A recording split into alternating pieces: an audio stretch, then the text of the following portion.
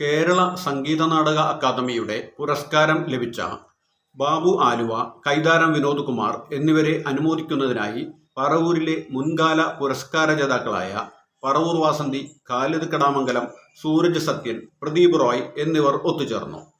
പറവൂരിൽ നാളിതുവരെ സംഗീത നാടക അക്കാദമി പുരസ്കാരം ലഭിച്ചവരെക്കുറിച്ചുള്ള വിവരങ്ങൾ സൂരജ് സത്യൻ പങ്കുവച്ചു. ബാബു ആലുവ, കൈതാരം വിനോദ് കുമാർ എന്നിവർ അവരുടെ കലാജീവിതത്തെക്കുറിച്ച് സംസാരിച്ചു. കേരള സംഗീത നാടക അക്കാദമിയുടെ അവാർഡ് വീണ്ടും പറവൂരിലെത്തിയിരിക്കുക.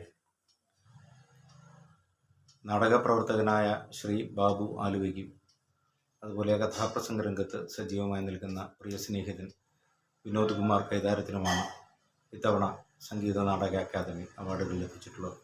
ഏകദേശം 12ഓളം അവാർഡുകളാണ് പറവൂരിലെ ഇതുവരെ എത്തിയിട്ടുള്ളത്. കേരള സംഗീത നാടക അക്കാദമിയുടെ അവാർഡുകളായിട്ട് 12ഓളം അവാർഡുകളാണ്.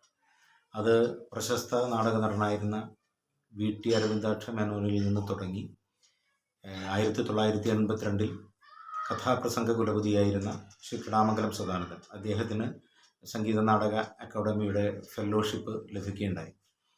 പിന്നീട് ശ്രീ പ്രദീപ് റോയ്, അതുപോലെ തന്നെ വാസന്തി. ഈ പ്രദീപ് റോയ്ക്ക് ലഭിച്ചത് സമഗ്ര സംഭാവനയ്ക്കുള്ള അവാർഡാണ്.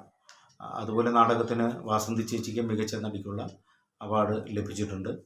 മണി മായമ്പള്ളിക്ക് മികച്ച നടനുള്ള അവാർഡ്, ശ്രീ ഖാലിദിന് മികച്ച നടനുള്ള അവാർഡ്, ചവിട്ട് നാടകത്തിന് ഗോതുരത്തിൽ നിന്ന് ശ്രീ റോയ്, നാടകരംഗത്ത് ഗുരുപൂജാ പുരസ്കാരം അന്തരിച്ച ലക്ഷ്മി ചേച്ചിക്ക്, അതുപോലെ തന്നെ സംഗീത സംവിധായകനായ വേണു മാസ്റ്റർക്ക് 2016 കഥാപ്രസംഗത്തിനുള്ള അവാർഡ്, 82 കടാമംഗലത്തിന് ലഭിച്ചതിന് ശേഷം 2016 കഥാപ്രസംഗത്തിനുള്ള അവാർഡ് എനിക്ക് ലഭിക്കുന്നു.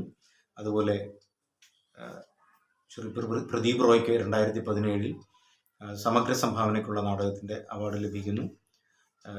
ഇപ്പോൾ വീണ്ടും വിനോദ് കൈതാരത്തിന് കഥാപ്രസംഗത്തിനുള്ള അവാർഡ് പറവൂരിൽ എത്തിച്ചേരുന്നു. കഥാപ്രസംഗ രംഗത്തെ സമഗ്ര സംഭാവനയ്ക്കുള്ള അവാർഡ്, അതുപോലെ തന്നെ ശ്രീ ബാബു ആലുവയ്ക്കും നാടകരംഗത്തുള്ള സമഗ്ര സംഭാവനയ്ക്കുള്ള അവാർഡ് എത്തിച്ചേരുന്നു. ഇങ്ങനെ ഏകദേശം 12ഓളം അവാർഡുകളാണ് നമ്മുടെ പറവൂരിൽ നമുക്ക് ലഭിച്ചിട്ടുള്ളത്. 1978 ശ്രീ ബാലനയമ്പിള്ളിയുടെ സ്പന്ദനം എന്ന നാടകം ഡയറക്റ്റ് ചെയ്തുകൊണ്ടാണ് ഞാൻ നാടകരംഗത്ത് സജീവമാകുന്നത്. അത് കഴിഞ്ഞ് ഞാൻ അവിടെ നിന്ന് 80കളിലേക്ക് 78 കഴിഞ്ഞ് 80കളിലേക്ക് വടക്കംപറവൂരെത്തുന്നു.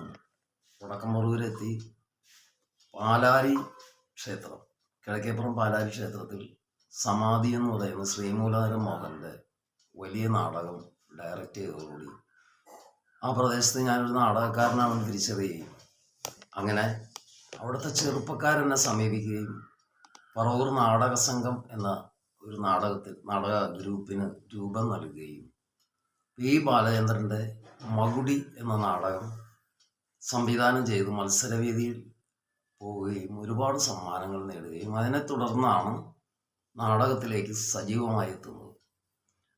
അങ്ങനെ ഒരു 45 വർഷം കഴിഞ്ഞിട്ടുണ്ട് ഇപ്പോൾ സജീവമായി തന്നെ അമേച്ചർ നാടകരംഗത്ത് പ്രവർത്തിക്കുന്നത്. ഇപ്പോൾ ഈ സംഗീത നാടക അക്കാദമിയുടെ അവാർഡ് കിട്ടിയതിൽ എനിക്ക് ഏറെ സന്തോഷമാണ്. കാരണം എൻ്റെ സുഹൃത്തുക്കളും എന്നെ സ്നേഹിക്കുന്നവരും എന്തുകൊണ്ട് കിട്ടുന്നില്ല എന്ന പരാതിയായിരുന്നു. ഇപ്പം എന്നേക്കാൾ കൂടുതൽ സന്തോഷം ഈ എന്നെ സ്നേഹിക്കുന്നവരുടെ സന്തോഷമാണ് ഞാനിപ്പോൾ കാണാൻ കഴിയുന്നത്. അതിൽ വളരെ അഭിമാനവും സന്തോഷവും. 1986 ഞാൻ കഥാപ്രസംഗവുമായി രംഗത്ത് വരുന്നത്. അന്ന് എന്നെ കഥാപ്രസംഗം പഠിപ്പിച്ചത് കൈതാരം ചന്ദ്രകുമാർ എന്ന് പറയുന്ന ഒരു കാഥികനാണ്.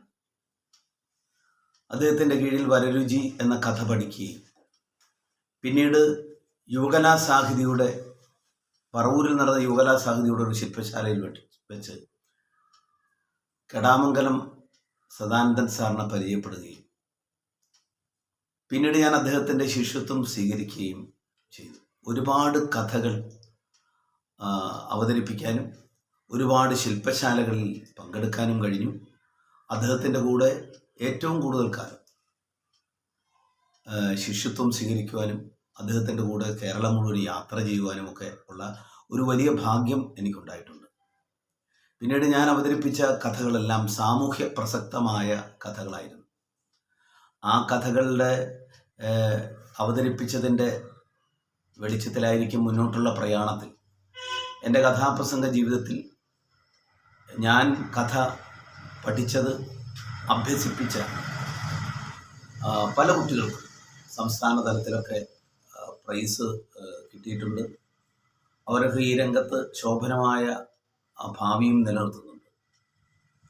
ഇന്നിപ്പോൾ എൻ്റെ കഥാപ്രസംഗ ജീവിതത്തിൽ കഥാപ്രസംഗത്തിൽ തന്നെ വ്യത്യസ്തമായ കാലഘട്ടത്തിനനുസരിച്ച് മാറണം എന്നുള്ളതുകൊണ്ട് തന്നെ കഥാപ്രസംഗത്തിൻ്റെ ഒരു വ്യത്യസ്തമായ ശൈലിയിലാണ് കഥാപ്രസംഗം ഞാൻ അവതരിപ്പിക്കുന്നത്. പശ്ചാത്തല സംഗീതമെല്ലാം റെക്കോർഡിംഗ് സൗണ്ടിൻ്റെ പശ്ചാത്തലത്തിലും, അതേപോലെ തന്നെ ഗാനങ്ങൾ ഓർക്കസ്ട്രയുടെ സാന്നിധ്യത്തിലുമാണ് അവതരിപ്പിക്കുന്നത്. വ്യത്യസ്തമായ ഒരു അവതരണ രീതിയാണ് കഥാപ്രസംഗത്തിന് ഈ വർഷം മുതൽ ഞാൻ ഉപയോഗിക്കുന്നത്. ഏതായാലും സംഗീത നാടക അക്കാദമിയുടെ ഈ അവാർഡ് കഥാപ്രസംഗത്തിൻ്റെ ജന്മനാട്ടിൽ തന്നെ തിരിച്ചു കൊണ്ടുവരാൻ കഴിഞ്ഞു എന്നുള്ളത് ഏറ്റവും വലിയ സന്തോഷം. ഈ ചാനൽ ഷെയർ ചെയ്യുക, സബ്സ്ക്രൈബ് ചെയ്യാൻ മറക്കരുത്.